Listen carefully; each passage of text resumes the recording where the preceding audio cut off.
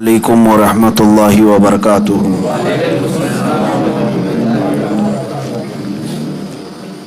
الحمد للہ وکفا وسلام علی حبیبہ المصطفیٰ، اما بعد فاعوذ باللہ من الشیطان الرجیم، بسم اللہ الرحمن الرحیم۔ ان اللہ وملائکتہ یصلون علی النبی یا ایہا الذین آمنوا صلوا علیہ وسلموا تسلیما۔ اللهم صل على سيدنا ومولانا محمد معدن الجود والكرم وآله وأصحابه الكرام وابنه الكريم وبارك وسلم صلاة دائمة سرمدا أبدا۔ بسم الله الرحمن الرحيم۔ يا أيها الذين آمنوا اتقوا الله وكونوا مع الصادقين۔ صدق الله مولانا العظيم۔ اے ایمان والو، اللہ سے ڈرو اور اس کے سچے بندوں کے ساتھ ہو جاؤ۔ صحبت طالع ترا طالع کنت، صحبت صالح ترا صالح کنت۔ فارسی میں کہا گیا ہے، اچھے کی صحبت تجھے اچھا بنا دیتی ہے اور برے کی صحبت تجھے برا بنا دیتی ہے۔ صحبت کا بہت بڑا اثر ہے۔ نبی کریم صلی اللہ تعالیٰ علیہ وسلم ارشاد فرماتے ہیں کہ اچھوں کے ساتھ بیٹھنے والے اور بروں کے ساتھ بیٹھنے والے کی مثال ایسی ہی ہے جیسے کوئی عطر کی دکان میں جا کر آیا، عطر نہیں لگایا لیکن دکان میں جا کر کے آیا ہے تو اس کے کپڑے خوشبو سے مہکنے لگ جاتے ہیں۔ عطر نہ بھی لگائے، یہ اچھی صحبت کی علامت ہے۔ اچھوں کے ساتھ بیٹھے گا، اگرچہ وہاں کوئی حصہ بھی نہ لیا لیکن اس صحبت کی خوشبو اس کے جسم میں آنے لگ جائے گی۔ اور بروں کی صحبت میں بیٹھنے کا اثر یہ ہوتا ہے جیسے کوئلے کی کان میں جا کے آیا یا کوئلے کی دکان میں جا کر آیا، کام کچھ بھی نہیں کیا لیکن کالک لگ گئی، کپڑے میلے ہو ہی جاتے ہیں۔ کام کچھ بھی نہ کرو لیکن کوئلے کی کالک لگ ہی جاتی ہے۔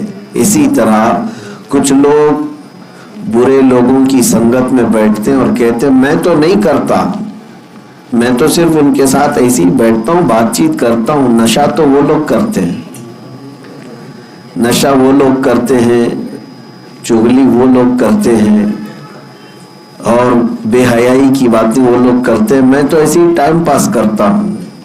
تم کوئلے کی کان میں جا کر کے آ رہے ہو، تمہاری صحبت پر اثر ضرور پڑے گا۔ یہی قرآن پاک کا حکم کیا ہے؟ کونوا مع الصادقین، تم سچوں کے ساتھ ہو جاؤ۔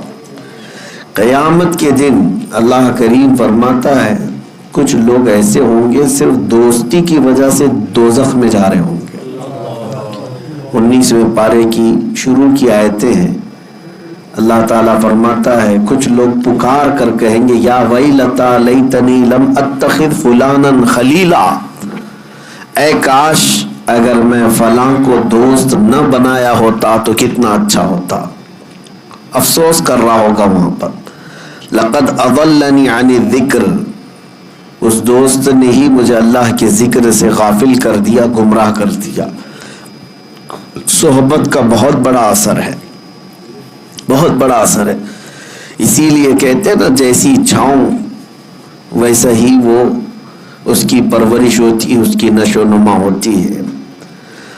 اور یہاں تک کہ یہ تو دنیا کی بات ہے، صحبت دیکھنا بہت ضروری ہے۔ آپ کسی جگہ گھر لے رہے ہیں تو خیال کرتے ہیں کہ آس پاس کیسے لوگ ہیں، خیال کرتے ہیں کیونکہ تمہارا گھر وہاں ہے، تمہارے بیوی بچے رہنے والے ہیں، تم آس پڑوس کا ماحول دیکھتے ہو پھر گھر لیتے ہو۔ اور جس کو فرق نہیں پڑتا صحبت کا تو وہ تو کہیں کچرے میں بھی رہ جائے، لیکن صحبت کا اثر کتنا ہوتا ہے اگر کسی بندے کو احساس ہے تو وہ بہت سوچ سمجھ کر کے اپنی نشست کا انتخاب کرتا ہے۔ جب آپ گھر لے رہے ہوں تب اس کا خیال رکھتے ہیں، جب آپ کہیں کسی جگہ پر بیٹھ رہے ہو تو اس بات کا بھی خیال رکھیں کہ آس پاس کون بیٹھا ہے. اور صحبت کا اثر میں آپ کو بتاؤں، آپ شراب نہیں پیتے لیکن شرابیوں کے بیچ میں ایک دن بیٹھے تھے تو آپ کے اوپر اس کی تہمت لگی جاتی ہے. شاید کرتا ہوگا، ان کے ساتھ بیٹھتا تو ہے. تہمت صرف صحبت کی وجہ سے لگی، آپ نے کیا کچھ نہیں.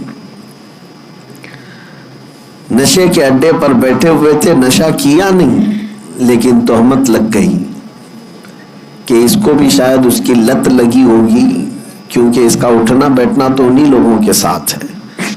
کبھی آپ خیال کرتے ہیں کہ صحبت کا کتنا زیادہ اہتمام دنیا میں بھی ہوتا ہے. جب رشتے کی بات آتی ہے، لڑکی کی تو خوبصورتی اس کے گھر میں جا کر دیکھتے ہیں، لیکن لڑکے کے لیے جو سب سے پہلی چیز دیکھی جاتی ہے اس کی صحبت دیکھی جاتی ہے. یہی دیکھا جاتا ہے کہ وہ کن لوگوں کے ساتھ اٹھتا بیٹھتا ہے، اس کی دوستی یاری کس کے ساتھ. اسی پر لوگ اس کو پرکھ لیتے ہیں. اگر اس کی دوستی یاری اچھے لوگوں کے ساتھ ہے تو اس کا معیار بلند مانا جاتا ہے کہ نہیں اچھا لڑکا ہے، خود بھی پابند ہے اور اس کے دوستوں میں یاروں میں سب جو ہے پابند لوگ ہیں، نمازی لوگ ہیں. یہی کہا جاتا ہے، تعریف میں یہی کہا جاتا ہے. اور خود اچھا ہے لیکن اگر غلط سنگت میں رہتا ہو تو اس کے اوپر ایک دھبا لگ جاتا ہے اور یہی اس کے رشتے کو توڑنے کا سبب بن جاتا ہے. سب یہ کہتے ہیں نہیں اس کی تو سنگت بہت بری ہے، برے لوگوں کے ساتھ رہتا ہے. تو آپ اندازہ کریں کہ دنیا میں صحبت کا اتنا بڑا اثر ہے تو پھر آخرت میں اس کا بہت زیادہ اہتمام ہوگا، دیکھا جائے گا.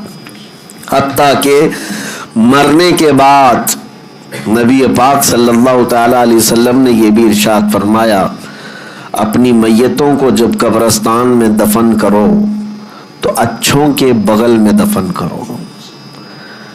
یا اپنے لیے تم دفن کی جگہ منتخب کرتے ہو، ویسے تو کسی کو خبر نہیں ہے کہ کون کہاں مرنے والا ہے، لیکن اگر اتفاق ایسا آیا یا وصیت کر رہے ہو تو ایسی جگہ دفن ہونے کی نصیحت کرو جہاں اللہ والے آرام کر رہے ہو. کیوں؟ صحبت کا اثر مرنے کے بعد بھی ہے، قبروں کے بعد بھی. میں مرشد گرامی حضور تاج الشریعہ رحمۃ اللہ تعالی علیہ کی وصیت کو بتاتا ہوں. آپ نے فرمایا تھا اپنی زندگی میں، اگر کہیں میرا انتقال ہو جائے سفر کے دوران تو وہیں کسی اللہ کے ولی کے آستانے پر یا کہیں قریب میں جگہ مل جائے مجھے دفن کر دینا. یہ نصیحت، یہ وصیت اپنی زندگی میں کیا تھا. جہاں کہیں اللہ والے ہوں وہاں پر ہمیں دفن کر دے. میرے عزیزوں، آج ہم جو تمنا کرتے ہیں جنت البقیع میں سونے کی، اس کی وجہ بھی یہی ہے کہ 10,000 صحابہ وہاں آرام کر رہے ہیں. اولیاء کاملین، سلف صالحین، تابعین وہاں پر آرام فرما رہے ہیں. میری اس پوری گفتگو کا خلاصہ یہ ہے کہ آپ صحبت یہاں پر سب سے پہلے ڈھونڈو، کس کی صحبت میں رہنا چاہتے ہو. زندگی کے بہت مختصر دن ہیں. ظاہر سی بات ہے دھوپ میں چلنے والا چھاؤں ضرور ڈھونڈتا ہے، تو چھاؤں دیکھنے کے وقت یہ دیکھنا کہ کون سی چھاؤں لے رہے ہو، گدھے کی چھاؤں یا پھر کسی پھلدار پیڑ کے نیچے آنا پسند کرتے ہو. گدھا بھی کھڑا ہے، اس کی پرچھائیاں تو ہوتی ہے. گدھا اگر کھڑا ہو تو اس کی پرچھائی تو پڑتی، وہاں پہ بھی چھاؤں ہے. اگر تم یہ سوچتے ہو دھوپ سے بچنے کے لیے یہ چھاؤں لے لوں تو تمہاری سوچ پر اور تمہارے انتخاب پر تو دنیا کہے گی. ہاں اگر تم نے کسی گھر کا سایہ لیا یا کوئی درخت کا سایہ لیا تو کم از کم اتنا تو کہا جائے گا کہ ہاں اس نے سوچ سمجھ کر کے چھاؤں کا انتخاب کیا ہے. لیکن میں جس چھاؤں کی بات کر رہا ہوں میرے عزیزو، جن صحبتوں کی میں بات کر رہا ہوں، اپنی اس شارٹ زندگی میں، مختصر زندگی میں اس صحبت کا انتخاب کرو جو صحبت تمہیں رسول اللہ کے قدموں تک پہنچاتی ہو، نبی پاک صلی اللہ تعالی علیہ وسلم تک پہنچاتی ہو، اس صحبت کا انتخاب کرو۔ اور اسی لیے جانتے ہیں صوفیاء کرام نے پیر کا انتخاب کرنا، مرشد کون ہوتا ہے اس کے لیے بھی کیا رکھا ہے جانتے ہیں؟ ظاہر سی بات ہے، مرشد اور پیر ایک سایہ ہے جس کے سائے میں بیٹھ کر کے دل کو قرار آتا ہے، سکون آتا ہے۔ دنیا کی دھوپ، گناہوں کے جھمیلوں سے نکل کر کے جب اپنے مرشد کے سائے میں بیٹھے تو اس کو دل کا قرار آئے۔ لیکن جانتے ہو صوفیاء کرام نے مرشد تلاش کرنے کے لیے بھی یا پیر ڈھونڈنے کے لیے بھی جو چیز سب سے اہم بتائی ہے وہ کیا ہے؟ یہ علامتیں نہیں رکھی گئی ہیں کہ چہرہ گورا ہونا چاہیے، کپڑے ایسے پہنتا ہو، اتنا لمبا ہو، اتنا ناٹا ہو، اتنا چوڑا ہو، یہ سب چیزیں تو نہیں ہیں، لیکن البتہ یہ کہا گیا ہے، یہ فرمایا گیا کہ مرشد کی تلاش میں تم یہ دیکھو کہ تم صحبت میں اس کے رہنے والے ہو، اس کی چھاؤں میں بیٹھنے والے ہو۔ یہ ضرور خیال رکھنا مرشد وہی ہوگا تمہارا جس کو دیکھ کر کے تمہیں اللہ کی یاد آنے لگے اور اپنے گناہوں سے نفرت ہونے لگ جائے، نبی پاک صلی اللہ تعالی علیہ وسلم کے دیدار کی طلب بڑھ جائے۔ یہ صحبت کا اثر ہے، ورنہ صرف ناموری ہے تو پھر تم اس کی صحبت میں جا کر کے بھی کچھ نہیں اٹھا سکو گے۔ عزیزان گرامی وقار، اسی کو قرآن نے کہا ہے، اے ایمان والو اللہ سے ڈرو اور سچوں کی صحبت میں آ جاؤ، سچوں کی صحبت میں آ جاؤ۔ اور سچے کون ہیں؟ دنیا کے سب سے سچے لوگ انبیاء کرام علیہ السلام، ان کے بعد صدیقین کی جماعت، ان کے بعد شہداء اور صالحین اولیاء کرام کی جماعت، یہ وہ ہیں جن کو قرآن نے صادقین کہا ہے۔ اب میں آپ کو بتاؤں، یہ تو ہم تشریح کر رہے ہیں صادقین، لیکن میں آپ کو بتاؤں دنیا کا سب سے بڑا صادق جس کو کفار و مشرکین بھی صادق کہتے تھے وہ میرے رسول کی ذات۔ مکہ کے کفار کیا کہتے تھے رسول اللہ کو؟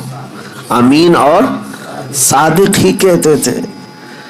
یعنی قرآن تو کہہ رہا ہے سچوں کی صحبت میں ہو جاؤ، میں کہتا ہوں پوری دنیا کا جس کے سچا ہونے پر اتفاق ہے اس کی صحبت کتنی اہمیت رکھتی ہے۔ اس رسول پاک صلی اللہ تعالی علیہ وسلم کی صحبت میں آ جاؤ۔ اب بات آتی ہے رسول کی صحبت کیسے؟ اب اللہ کے رسول صلی اللہ تعالی علیہ وسلم ہماری زندگی میں موجود نہیں ہے، وہ اپنی ظاہری حیات میں آج نہیں ہے، تو پھر رسول کی صحبت ہم کیسے اختیار کریں؟ تو نبی پاک صلی اللہ تعالی علیہ وسلم کی احادیث کے ذریعے سے یہ ملتا ہے کہ پھر امت کے جو اولیاء کرام ہیں، علماء صالحین ہیں، وہ نبی کے نائب ہوتے ہیں، ان کی صحبت نبی کی صحبت۔ یہ جو چین ہے اپنے مشائخ سے وابستہ رہنے کی، تو اگر کوئی اس کو دکان سمجھتا ہے تو وہ بے عقل اور بے وقوف ہے۔ علماء اور مشائخ سے جو عوام وابستہ ہے اس کی ایک وجہ یہی ہے کہ یہ رسول اللہ کی صحبت حاصل کرنا چاہتے ہیں۔ مجھے یہ بتاؤ اے میرے عزیزو، تمہیں سنتیں اگر سیکھنا ہے، نبی پاک صلی اللہ علیہ وسلم کی سیرت تمہیں جاننا ہے، یا اب تک تمہارے پاس معلومات آئی ہیں تو کس کے ذریعے سے آئی؟ علماء اکرام کے ذریعے سے آئی۔ تو رسول اللہ کے وہ نائب ہیں اور ان کی صحبت تمہارے لیے نبی کی صحبت ہے۔ اب سنو آگے کی بات، یہ تو میں تمہید کے طور پر آج عرض کیا، اور اب صحبت کا فائدہ بھی میں آپ کو بتاؤں۔ صحبت کا فائدہ، جس کی صحبت میں رہتے ہو ویسا ہی اثر بھی پیدا ہوتا ہے. ہاں، جس کی صحبت میں رہتے ہو ویسا ہی اثر پیدا ہوتا ہے. بلکہ تو یہ محاورہ مشہور ہے، خربوز کو دیکھ کر خربوز رنگ پکڑ لیتا ہے. ہاں، یعنی جو اناج ہے، جو نباتات ہے، اس میں اگر یہ اثر ہوتا ہے کہ ایک پھل دوسرے پھل کو دیکھ کر ویسی رنگ پکڑتا ہے، تو پھر انسان تو انسان ہے.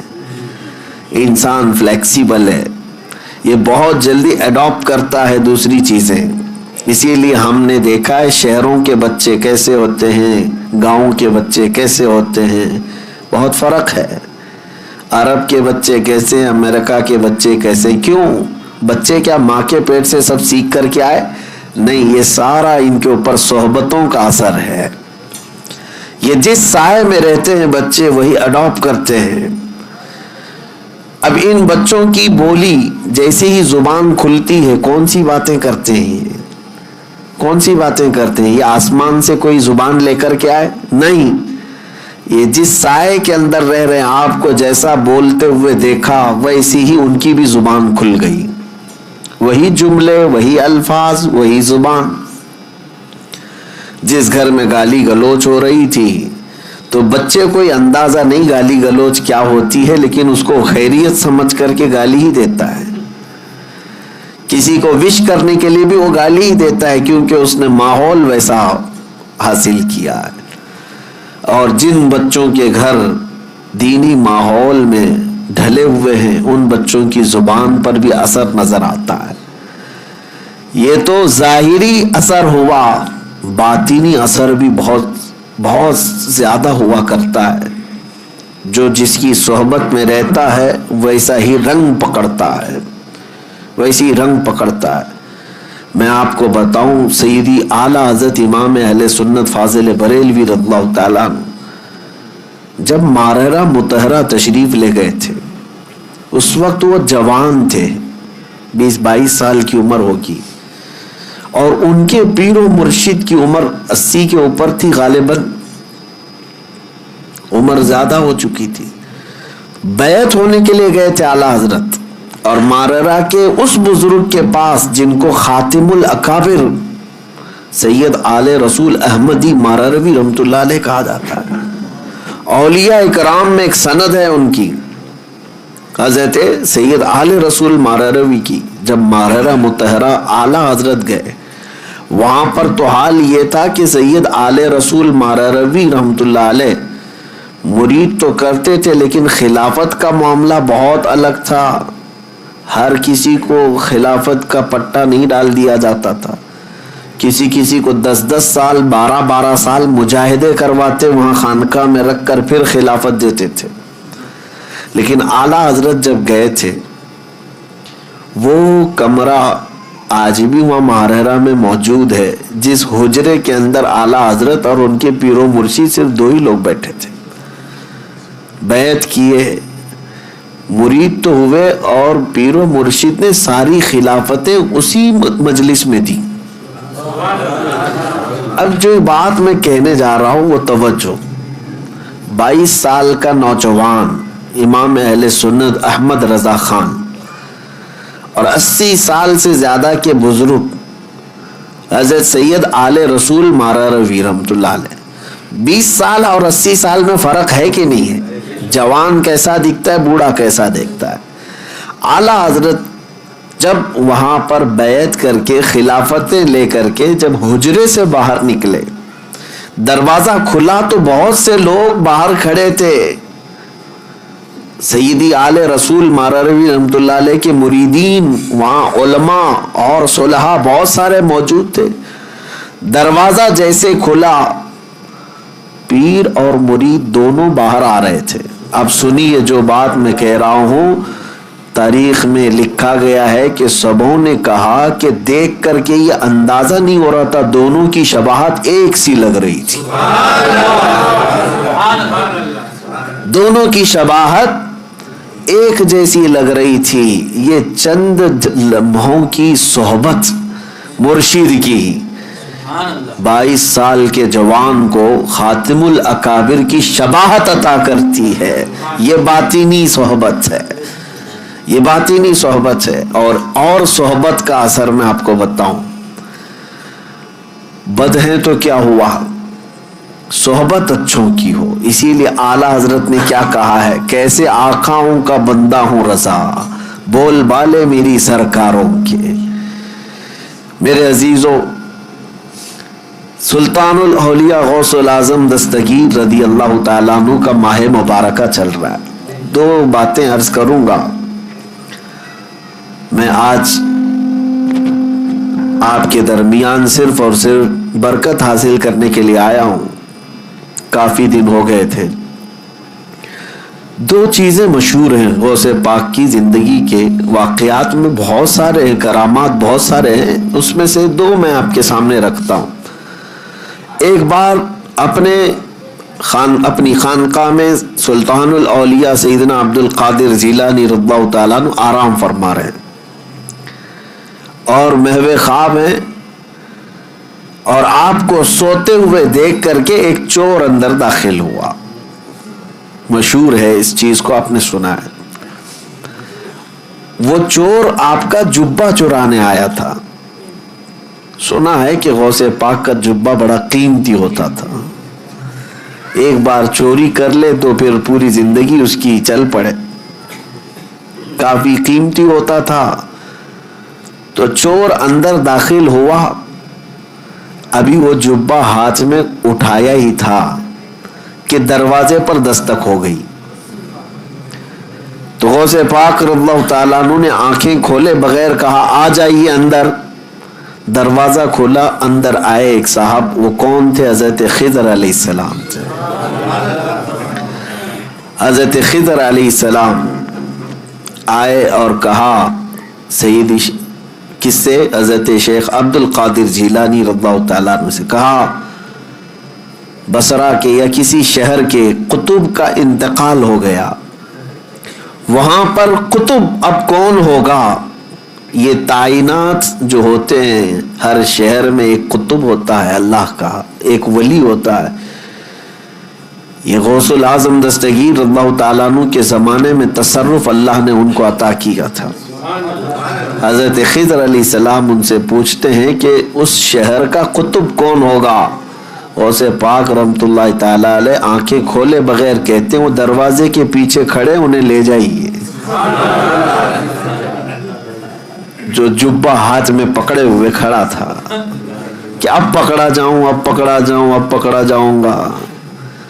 اور آنکھیں کھولے بغیر پیران پیر نے کہا وہ دروازے کے پیچھے جو کھڑے ان کو لے جائیے. حضرت خضر علیہ السلام نے دروازہ کھینچا تو دیکھا ایک سادہ سا آدمی ہے، جبہ ہاتھ میں اٹھایا ہوا ہے اور تھر تھر کانپ رہا ہے. کہا کہ چلیے مبارک ہو، اللہ نے آپ کو قطبیت عطا کی، اسی لیے کہ شیخ عبد القادر جیلانی کی زبان سے نکلا ہے، چلیے ہمارے ساتھ. اب وہ شخص حیرت میں تھا کہ میرے ساتھ کہیں کوئی مذاق نہ ہو رہا. اور وہ دوڑتے ہوئے پھر غوث پاک کے قدموں میں آیا، کہا روتے ہوئے مجھے معاف کریں، مجھے معاف کریں، کیا یہ میرے ساتھ کوئی مذاق تو نہیں؟ غوث پاک رضی اللہ تعالیٰ عنہ نے فرمایا شیخ عبد القادر جیلانی کو اللہ نے یہ طاقت عطا کی ہے کہ وہ جو زبان سے نکالے اللہ اس کو پورا کر کے رہتا ہے. کہا کہ میں یہاں کس غرض سے آیا تھا آپ کو پتا ہے؟ میرے ہاتھ میں آپ کا اٹھایا ہوا جبہ تھا. غوث پاک رضی اللہ تعالیٰ عنہ نے فرمایا سب ہمیں پتا ہے، اور ہم چاہتے ہیں کہ تمہارے اس منصب کو، تمہاری اس ڈیوٹی کو بدل کر کے دوسری ڈیوٹی دے دی جائے. اب یہ واقعہ تو ہم نے سنا، کئی مرتبہ سنا، لیکن ایک بزرگ سے میں نے سنا اور انہوں نے یہ بیان فرمایا اور کہا کہ بیٹا آپ جانتے ہو چوری کرنے والے کو تو سزا دی جاتی ہے، اسلام سزا دیتا ہے، اور یہاں وہ جبہ ہاتھ میں لے کر چرایا ہوا آدمی رنگے ہاتھوں پکڑا گیا.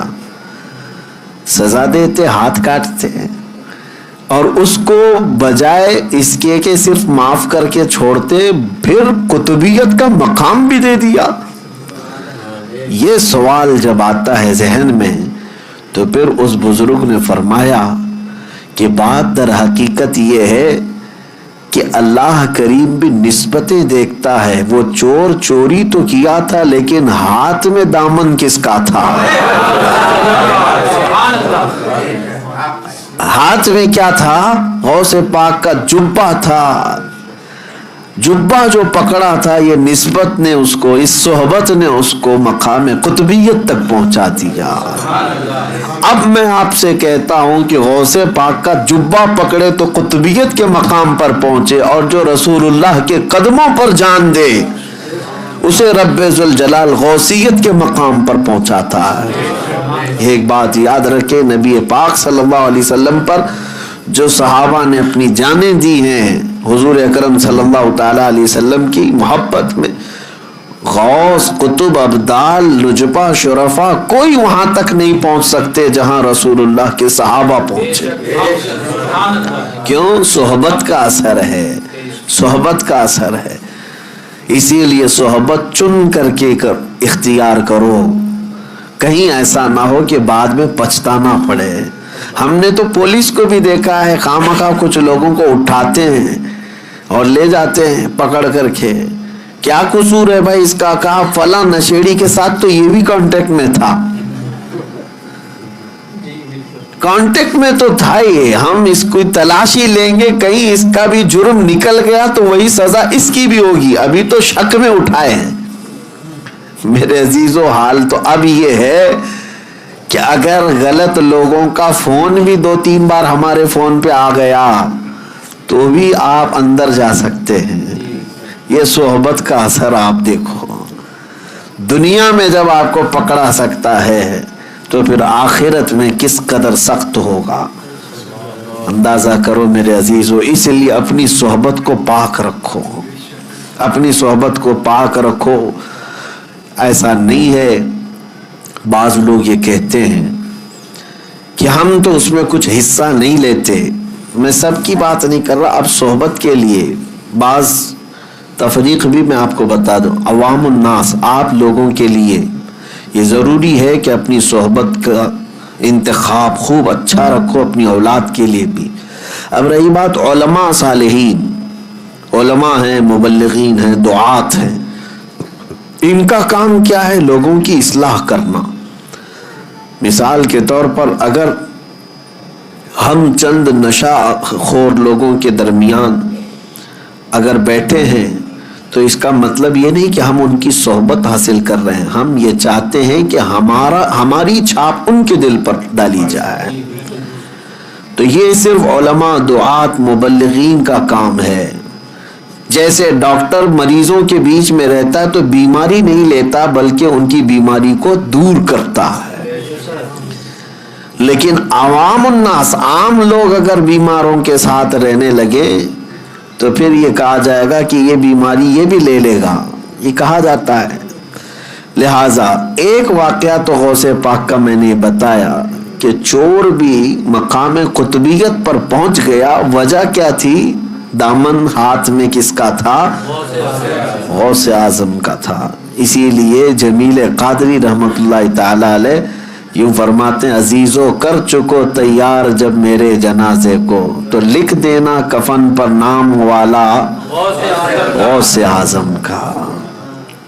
اب دوسری بات، بغداد مقدسہ میں جو ایک واقعہ مشہور ہے کہ حضرت شیخ احمد جام اپنی شیر کی سواری کرتے ہوئے بغداد کے کسی بھی محلے میں جاتے تو اس محلے والے ایک گائے ان کی شیر کو قربان کر دیا کرتے تھے۔ وہ غوث پاک کے محلے میں آئے اور بولا کہ جاؤ شیخ عبد القادر جیلانی کی خانقاہ سے بھی ایک گائے ہمارے شیر کے لیے لے آؤ۔ غوث پاک نے منع نہیں فرمایا، اپنے خادم سے کہا لے جاؤ لنگر خانے سے جو گائے ہوگی، لے کر کے گئے۔ لیکن وہاں پر ہڈیاں کھا کر پلنے والا ایک کتا، پالا ہوا نہیں پلا ہوا، دونوں میں بہت فرق ہے. پالا ہوا نہیں، خود سے پلا ہوا. کتا نکلا ساتھ میں، اسے کسی نے ٹرین کر کے بھیجا نہیں تھا. اسی لیے میں نے لفظ میں ہی کہا کہ پالا ہوا نہیں ہے، پلا ہوا. اور غوث پاک رضی اللہ تعالیٰ عنہ کے آستانے سے جب وہ گائے شیر کے قریب پہنچی تو شیر بھوکا جھپٹا مارنے ہی والا تھا کہ یہ کتا اس پر جھپٹا مارا اور دم زدن میں شیر کو چیر کر کے رکھ دیا. یہ شاید واقعہ ایسا پہلا ہوگا کہ ایک کمزور کتا جنگل کے راجا پر بھاری ہو گیا ہو. اب تک ہم سنتے یہی آئے تھے کہ جانوروں میں شیر جو ہے راجا ہوتا ہے، لیکن یہاں راجا کا باجا ختم ہو گیا. کیوں؟ غوث پاک رضی اللہ تعالیٰ عنہ کے محلے میں آیا ہے اور کتا جو ہے شیر کو پھاڑ کر 2 ٹکڑوں میں بدل دیا. دنیا نے اس منظر کو دیکھا اور اعلیٰ حضرت نے فرمایا کیا دبے جس پہ حمایت کا ہو پنجہ تیرا، شیر کو خاطر میں لاتا نہیں کتا تیرا. اب یہاں پر مسئلہ یہ ہے، شیر شیر ہی تھا وہ اور کتا کتا ہی تھا، اور اصول آج بھی وہی ہے کہ شیر ہی بھاری ہوتا ہے، لیکن یہ اصول اس جگہ ٹوٹ جاتا ہے جہاں کتے کی نسبت دربار غوث سے ہو جائے. اب میں آپ کو یہ کہتا ہوں کہ کتا ہے، کتے پالنے کی ہمارے ہاں شریعت میں اس کا حکم نہیں ہے. بعض مقامات ایسے ہیں جیسے کھیتی باڑی یا حفاظت کے لیے ان کو شریعت نے مستثنا رکھا ہے. جس جانور کو ہم پالتے بھی نہیں، خود سے گھروں کے پاس بیٹھ کر پل جاتا ہو، اس کتے کو کا حال یہ ہے کہ دربار غوث کے سائے میں بیٹھا کرتا تھا، غوث پاک کے آستانے کے سائے میں بیٹھا کرتا تھا. اور طاقت کا حال یہ ہے کہ جنگل کے راجا کو بھی پھاڑ کے رکھ سکتا ہے. یہ صحبت کا اثر ہے، یہ صحبت کا اثر ہے. اب دوسری بات میری یہ توجہ سے سنو، دوسری بات یہ سنو کہ غوث پاک کے دسترخوان پر پڑے ہوئے ٹکڑے یا پھینکے ہوئے ٹکڑے کھا کر پالا ہوا نہیں بلکہ پلا ہوا کتا شیر پر بھاری ہو سکتا ہے. اب سوچو کہ غوث پاک نے جس کو پالا ہو، پلا ہوا نہیں بلکہ غوث پاک کے ہاں پالا ہوا، اور وہ بھی کتا نہیں، کوئی وقت کا عالم دین ہو تو پھر وہ اپنے زمانے کا مجدد اعظم بن جاتا ہے. اعلیٰ حضرت فاضل بریلوی رحمۃ اللہ علیہ پھر اس کو یوں کہتے ہیں، میں یہ مثال اس لیے دے رہا ہوں کہ اعلیٰ حضرت امام اہل سنت اپنے آپ کو کہتے ہیں کہ میں غوث اعظم کا وہاں پر دربار کا کتا ہوں، بلکہ وہ پلا ہوا نہیں پالا ہوا. اور جس کو غوث پاک کی نسبت حاصل ہو، عنایت حاصل ہو، پھر وہ کہتے ہیں اعلیٰ حضرت اپنی قسمت پر کہتے ہیں کہ میری قسمت کی قسم کھائیں سگانے بغداد کے کتے میری قسمت کی قسم کھائیں گے. اعلیٰ حضرت فرماتے کیوں؟ ہند میں رہ کے بھی دیتا رہوں پہرا تیرا، ہند میں رہ کے بھی دیتا رہوں پہرا تیرا. اور اعلیٰ حضرت اسی نسبت اور اسی صحبت کے بارے میں کہتے ہیں، یا سیدی عبد القادر جیلانی غوث اعظم، تجھ سے در سے سگ اور سگ سے ہے مجھ کو نسبت. غوث پاک سے ان کے دروازے کو نسبت ہے، ان کے دروازے سے کتے کو نسبت ہے، اور کتے سے اعلیٰ حضرت کہتے مجھے نسبت ہے. میری گردن میں بھی ہے دور کا ڈورا تیرا، اور جس کی گردن میں پٹا ہو تو اس کو میونسپلٹی والے اٹھاتے نہیں ہیں. کیوں؟ کسی کا پالا ہوا ہے. اس نشانی کے جو سگ ہیں نہیں مارے جاتے. اعلیٰ حضرت کہتے ہیں اس نشانی کے جو سگ ہیں نہیں مارے جاتے، حشر تک میرے گلے میں رہے پٹا تیرا. ہم بھی دعا یہی کرتے ہیں کہ سرکار غوث پاک کی نسبت آخری سانس تک ہمارے ساتھ برقرار رہے، قائم و دائم رہے. میرے عزیزو، خلاصہ کلام یہی ہے کہ صحبت دیکھو. قرآن کی آیت میں نے پڑھی या अय्युहल्लज़ीना आमनु तक़ुल्लाह वकूनू मअस-सादिक़ीन, ऐ ईमान वालो अल्लाह से डरो और सच्चे बंदों के साथ हो जाओ, सच्चों के साथ हो जाओ, वरना बुरों के साथ जब आफत आती है तो तुम भी उसमें पिस जाओगे। यहाँ तक कि फरमाया गया कि जिस जगह जुआ खेला जाता है, जगह का क्या कसूर है, खेलने वालों का कसूर है ना, जिस जगह, लेकिन फरमाया गया कि उस जगह से 40 दिन के लिए बरकतें खत्म हो जाती हैं। एक बार अगर किसी ने किसी जगह पर खेला हो तो आप अंदाजा करें जगह के ऊपर क्यों असर पड़ा इसका, इसलिए कि बुरे वहां पर खड़े थे, तो जगह के ऊपर भी असर पड़ जाता है। इसे अंदाजा करें आप, जो चीज जहां खड़ी होती है, या हर चीज का असर है दुनिया में, हर चीज का असर है। इसलिए अपनी सोहबतों को पाक रखो, खास तौर पर नौजवानों से मैं गुजारिश करता हूं। और अगर तुमने आज से इस बात का ख्याल रखना शुरू किया कि तुम्हारी संगत, तुम्हारी सोहबत कैसी होनी चाहिए, तो फिर ये चेन जब बन जाएगी तो देखना वो जो रास्ता भटक चुके इंशाअल्लाह वो तुम्हें देखकर सीधे रास्ते पर आ जाएंगे, वो खुद भी आ जाएंगे। क्यों? लेकिन होता क्या है यहाँ पर, जो बिगड़ गया है, हम ये सोचते हैं कि दोस्त है ना पुराना, तो उसको उसकी गलती का कभी एहसास ही नहीं होता, तुम उसकी दोस्ती में वैसे ही लगे रहते हो। सारे दोस्त तो वैसे ही अच्छे उससे मिलते जुलते रहते हैं, उसको कभी एहसास नहीं होता। लेकिन सारे दोस्तों ने अगर उसको छोड़ दिया अचानक कि तू शराब क्यों पी रहा है, तू नशा क्यों कर रहा है, तू ज़िना पर क्यों गया था, तू सूद का कारोबार क्यों कर रहा है, अगर दोस्तों ने उसे छोड़ दिया तो उसे उसी दिन एहसास होने लग जाएगा कि मैं कुछ गलत कर रहा हूं जिसकी वजह से मेरे साथियों ने मुझे छोड़ दिया है। तुम्हारा छोड़ना इसलिए नहीं कि उसको तन्हा करना है, बल्कि तुम्हारा छोड़ना उसकी इस्लाह के लिए है। और जिस दिन उसे एहसास हो जाएगा वो बदल लेगा अपने आप को, बदल लेगा अपने आप को।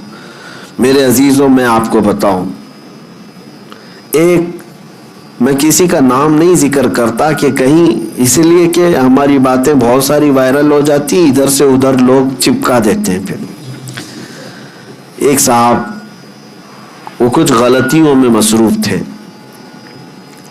बड़ी उम्र हो गई, 40 साल के ऊपर की उम्र, लेकिन माल बेहिसाब होने की वजह से गलत संगत या गलत सोहबत, और बसा औकात ऐसा कि कुफ्र और शिर्क के मामलात भी जिंदगी में आ गए।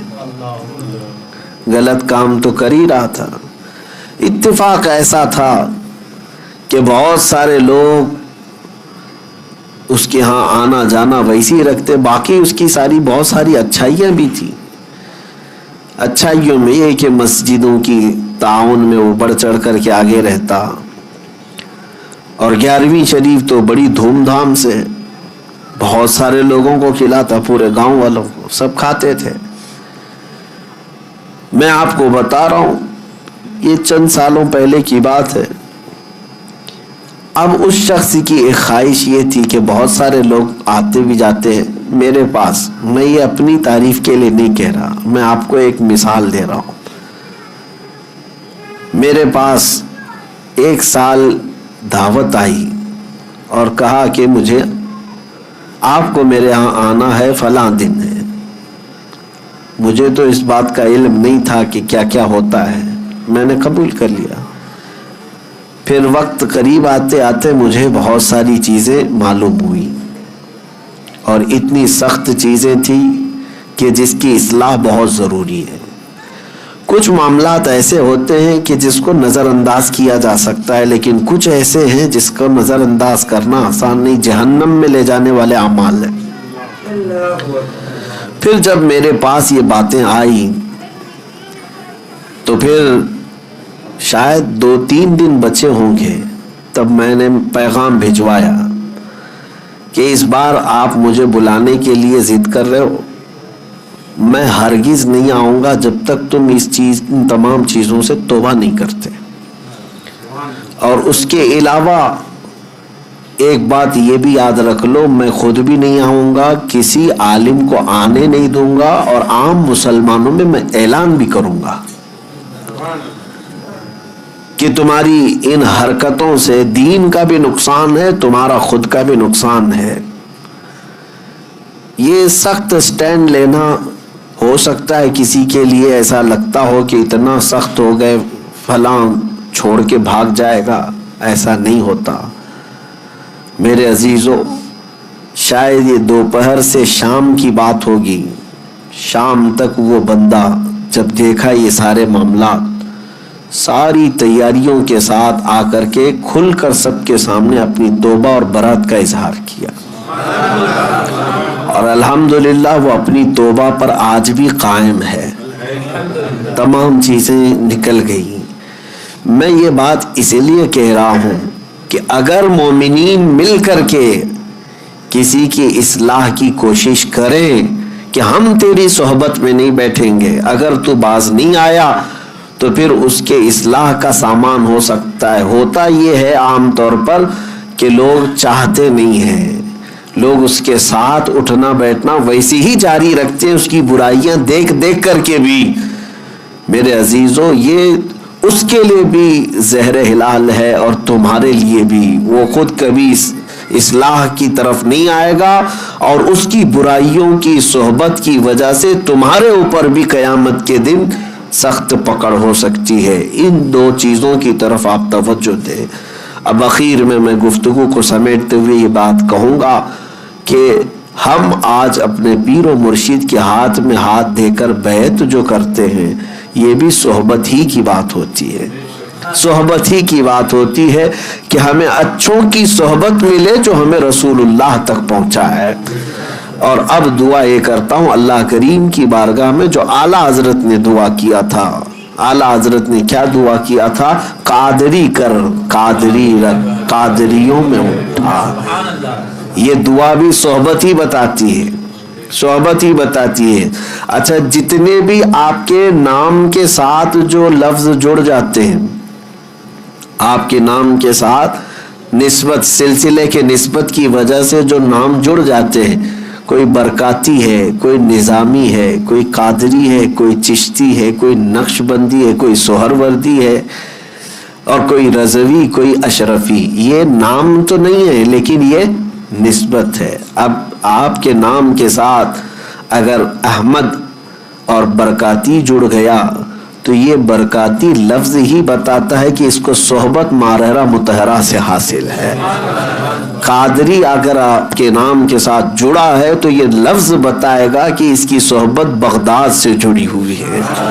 چشتی اگر کسی کے نام کے ساتھ جڑا ہے تو یہ بتاتا ہے کہ غریب نواز کی صحبت میں جانے والا بندہ ہے، ان کی صحبت کا طالب ہے، اسی لیے اپنے ناموں کے ساتھ یہ نسبتیں لگاتے ہیں۔ دنیا والے اپنے اپنے دوسرے بزنس کے نسبتوں پر فخر کرتے ہوں گے کہ اپنے ناموں کے ساتھ کسی عہدے کی نسبت لگا کر کے، لیکن اعلیٰ حضرت جس پر فخر کرتے تھے وہ قادری نسبت پر فخر کرتے تھے۔ علامہ، مولانا، مفتی، الحاج، قاری، حافظ، یہ سب ہو سکتا ہے منصب ہوں، عہدے ہوں، لیکن اعلیٰ حضرت اپنے لیے جو لکھتے تھے فقیر قادری۔ جہاں پر بھی آپ دیکھیں گے اعلیٰ حضرت کیا لکھتے تھے؟ فقیر قادری، یعنی اپنے آپ کو فقیر بھی لکھتے تھے اور نسبت میں قادری لکھا کرتے تھے۔ اسی لیے انہوں نے دعا بھی یہی کی، قادری کر، قادری رکھ، اور قادریوں میں اٹھا۔ قیامت کے دن بھی انہی صحبتوں میں مولا ہمارا حشر فرمائے، قدر عبد القادر قدرت نما کے واسطے۔ وصلی اللہ تعالی علی خیر خلقی محمد وآلہ واصحابہ اجمعین برحمتک یا ارحم الراحمین۔